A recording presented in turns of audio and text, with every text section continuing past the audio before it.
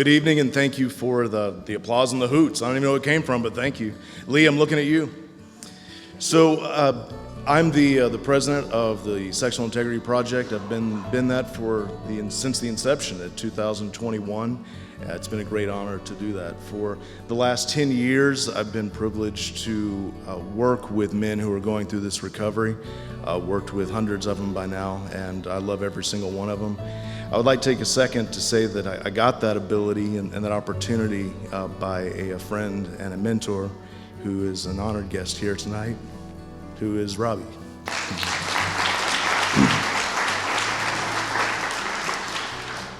He gave an opportunity to someone who hadn't even completed school yet to start in this ministry, and he has, even years before, decades before, has encouraged me in this process to be able to do that now, and I thank you for that. So, over those 10 years, I guess that gives me the ability to speak to you about what recovery might look like for these men. Depending on who you ask, it could take anywhere from as little as 2, most people say about 5, some as long as 7 to go through a full recovery. And I prefer the shorter end of that whenever possible, but some people like to drag it out a little bit longer. It happens, but look where you're doing now. The other benefit is get to see what these men do when they're done with it, which is where I'll spend most of my time. But let's talk about what this process looks like.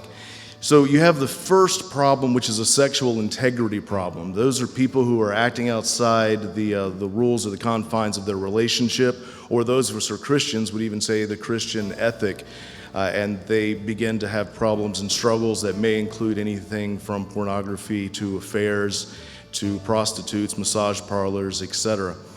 And some of those guys can get an accountability software like Accountable to You or Covenant Eyes on their phone and their computer, and that's great. And they'll read books like Slaying the Dragon or Every Man's Battle, and they'll join an accountability group, and that'll solve a lot of their problems. But there are a few that it takes a little bit further. When they act out in this way, eventually what's going to happen is a large release of chemicals goes on in their brain, and the most significant among those is dopamine. So we call this a dopamine addiction. So over time, as they're doing these behaviors, they'll have a dependency or even an addiction that will hold them into this, and they're going to struggle a little further.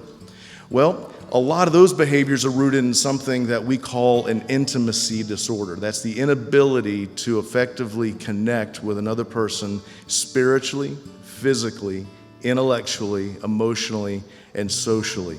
So these people yearn for such an important connection and don't find it. What's interesting about the intimacy disorders, it takes a step even further. We're going way back. We're moving into childhood now in most cases. That's often rooted in an attachment disorder, where that is rooted in normally either abuse or abandonment. If you were to talk to these guys who are going through this program, what you're going to find out is almost every single one of them, a vast majority, have faced abuse. The rest of them faced a matter of abandonment. And it started very, very early, often as young children, sometimes even before they have memories. And some of that abuse continued on.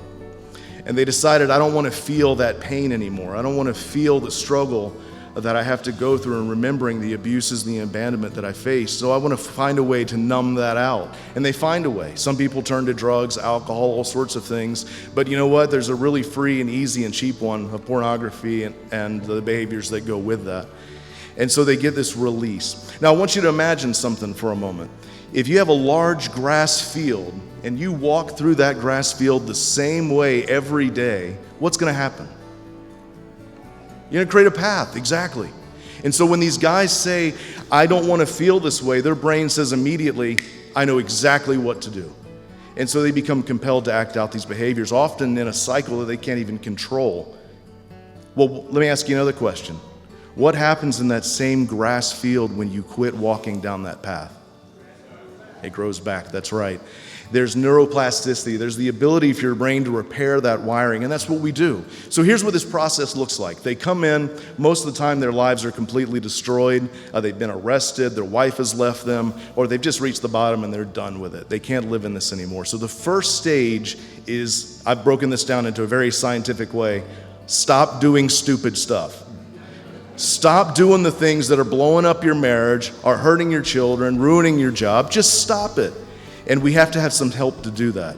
So they're going to get involved with a group of men who are a little bit further in that process, and they're going to provide them with that accountability. We'll help them with the software. They're going to put them through a book. They're going to be connected with these guys. And let me tell you something about these guys, by the way. They are relentless. When you get in there and they find out that you're struggling, they will not let you go. They will track you down if they have to, drive to your house and pick you up. They are committed to this. It's an amazing group of people. So once they get through a stage where they finally stop blowing up their lives, we move to the second step, which is sobriety.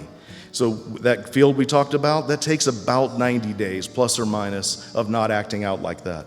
So once they reach that point, they can actually start to engage in the therapy portion of it, where they learn how to have intimacy with others around them. And then lastly, we move into the connection phase, where they learn how to effectively connect with other people and have healthy relationships, how to communicate with their spouses. When these guys come in, you ask them how they're feeling, often you're going to get one of three replies. They're either angry, horny, or hungry. That's all they got to work with most of the time. But over some time, they actually learn how to communicate emotionally what they're feeling and be able to connect with people. And that's what we're doing here. You know what? The fifth stage is the one that's my favorite. This is the redemption. This is when they reach a point when they can start to go out and bring other people in and start to rescue them too. This is the stage that Alan is at. Another honored guest back here in the back is Lance, who's a member here and runs some programs here.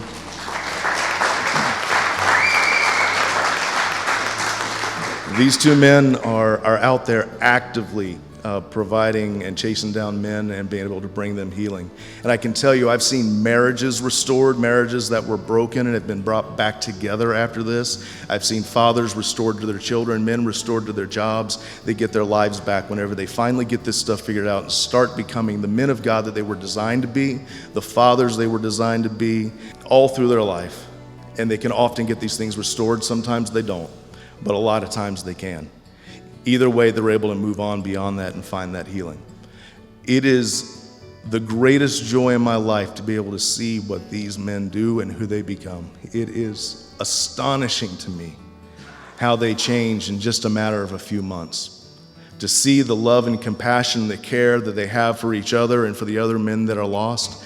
I can talk to you about the recovery program all you want, but what really matters is what comes out on the other side when they're done. And I am honored to call many of these people my friend, and I'm in communication with several of them still today because I love them, and they are absolutely amazing. So this is the recovery process of these men, which is culminated most importantly with the redemption. I tell you what, I serve a God who takes those who are written off by everybody else, and he is able to restore them and return them to the place where they need to be, and that's the focus of this entire thing. Thank you so much for being here, and God bless you.